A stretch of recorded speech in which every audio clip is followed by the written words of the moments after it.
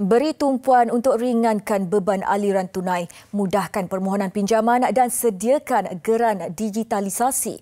Ini antara rayuan perusahaan kecil dan sederhana PKS yang dibelenggu masalah kewangan dan tiada modal untuk bertahan. Justru bajet 2022 diharap dapat membantu perjuangan PKS yang hampir rebah. Juliana Ismail ada laporannya.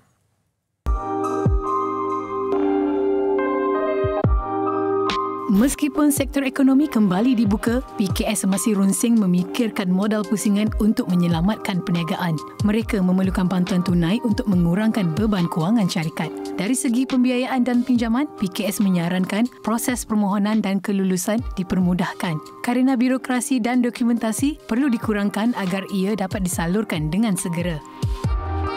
Banyak syarikat-syarikat gergasi yang rebah, tetapi SME masih lagi bertahan dan kami berharap ianya mendapat satu sokongan yang jitu daripada pihak kerajaan dan juga pihak-pihak pembiayaan seperti bank-bank menyediakan pinjaman-pinjaman mudah lulus dan sebagainya. 2020 tak banyak SME yang untung. Kalaulah kami mendapat keuntungan, kami tak perlu dah pinjaman.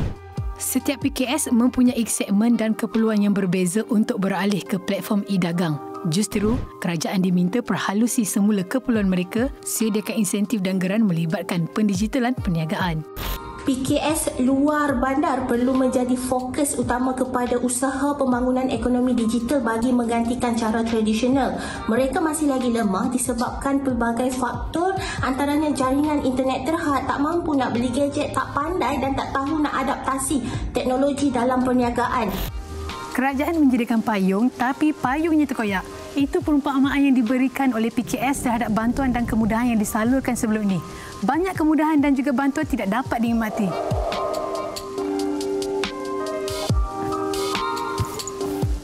Justru, segala bantuan, pembiayaan dan kemudahan dalam bajet 2022 perlu memenuhi keperluan PKS selari dengan cabaran semasa. PKS memerlukan bantuan kerajaan untuk bangkit semula. Juliana Pijah, TV3. Tak ada income langsung yang masuk untuk industri spa selama ini. Saya merayu sangat supaya kerajaan dapat memberi kami perhatian, dapat memberi kami modal semula kepada kami, geran lah untuk kami bangkit semula.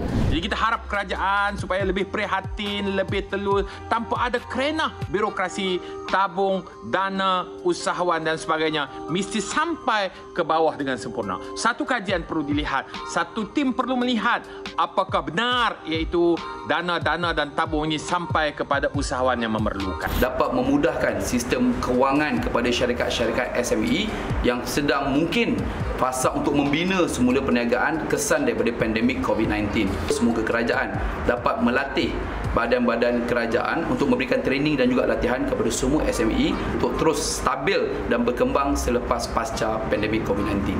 Nyatakan pandangan dan kemahuan anda terhadap bajet 2022 yang akan dibentangkan 29 Oktober nanti. Jangan lupa #Rakyat Mahu, Buletin TV3 dan bajet 2022 di media sosial anda. Kami akan sampaikan hasrat anda kepada Menteri Kewangan Datuk Seri Tengku Zafrul Abdul Aziz.